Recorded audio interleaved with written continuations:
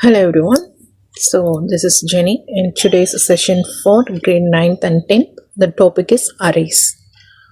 An array is a data structure. Okay, so it stores multiple values, okay, of the same type of variable. If you are taking one variable but you have to store huge values in your memory, means you should use this arrays concept. Okay, so how we can write in our program means, here you can see this example. Normally we can write mark 1, mark 2, mark 3. Okay, so you can assign as you like. For example, here they given 75, 80 and 65. So when we use array concept or implement array concept in our program means, we should use first step is single array, that is one array. Okay, so array concept means you should use this brackets, marks of 1, next marks of 2 and then marks of 3. This is your single array concept. Okay, so how we can see this array concept in the program? Here they can split two columns. First column is index and second column is marks. Okay, so how many rows they are using? 4 rows. So each and every row contains single values, not variables. Okay, so data representation and trace tables, they represents values of variables, but array represents storage of values. Okay, so next one is, here you can see the marks. What is your array name? Array name is a marks. Okay, here you can see this mark of 1. Okay, so marks array name, and 1, 2, 3, 4, these are your index numbers. When we are taking book, we are going to see chapter wise. If we look at the book, or you are going to write the book, first step you will make that chapters, chapter 1, chapter 2, chapter 3.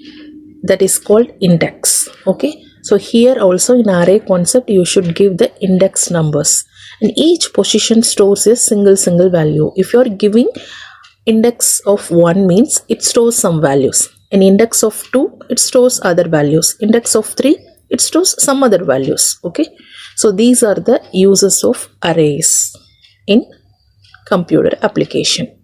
Okay, so next you can see this example, pseudocode. Okay, so not a original code, this is duplicate code. You can understand for our purpose.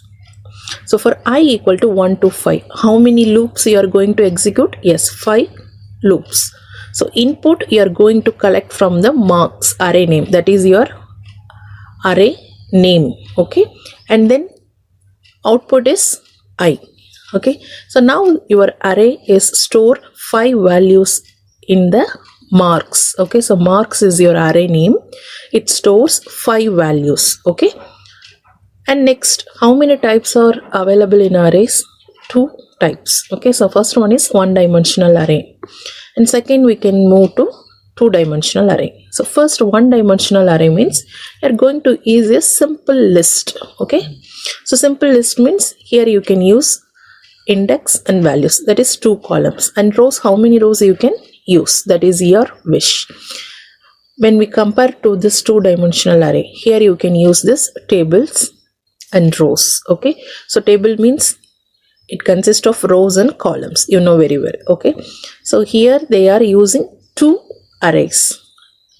So when we are using single value, that is one dimensional array, when we are concatenating 2 values means that is called two dimensional array. So here that array name is marks.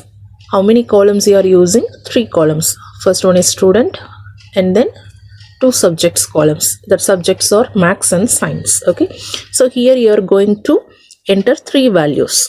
For student 1, he gets 75, 80, and number 2 means another student, and number 3 for third student, he is getting, or he is going to get, or he got. Okay, so 90, 85 something. So what is the uses of arrays? Yes, so in this table marks, that is your array name. It stores of students marks, and then it stores your temperature of data, it stores name list, and it stores game scores, of course. Okay, so this is the function of arrays, uses of arrays. Thank you so much. Bye from Jenny.